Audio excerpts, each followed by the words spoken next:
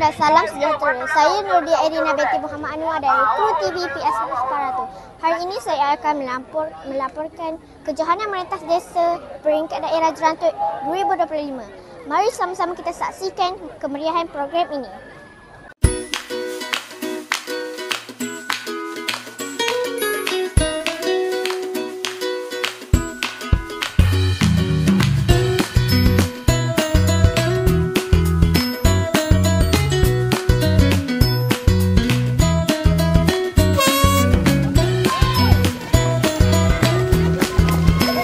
Apakah pesanan Tuan untuk murid-murid yang mentai merentas desa?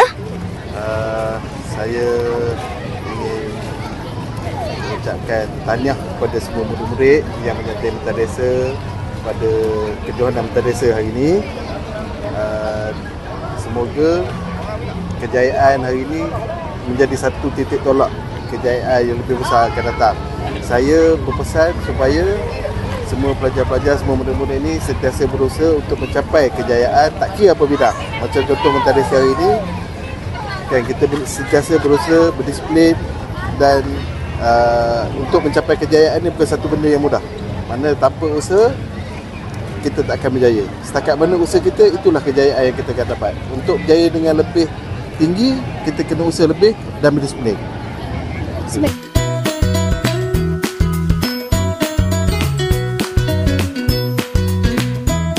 Jadikan ini sebagai motivasi untuk terus berjaya.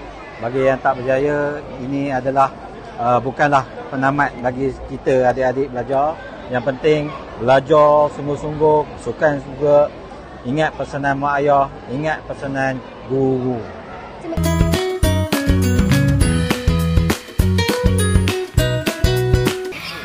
Yang saya saksi tadi kebanyakan sampai anak murid cikgu. Apakah rahsia cikgu yang cikgu boleh kongsikan kepada kami untuk melahirkan anak murid yang begini?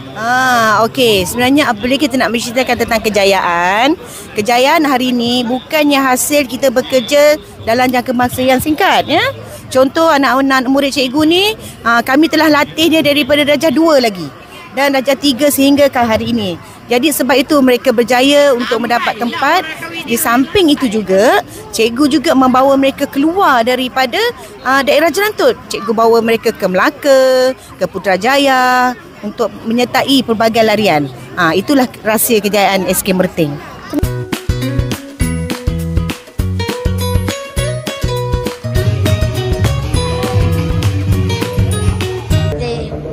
Cikgu,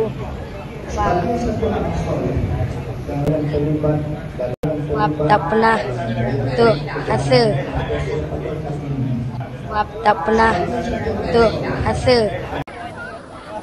Sekian saja laporan daripada kami. Teruskan kesetiaan anda bersama Kru TV PSS Paratu.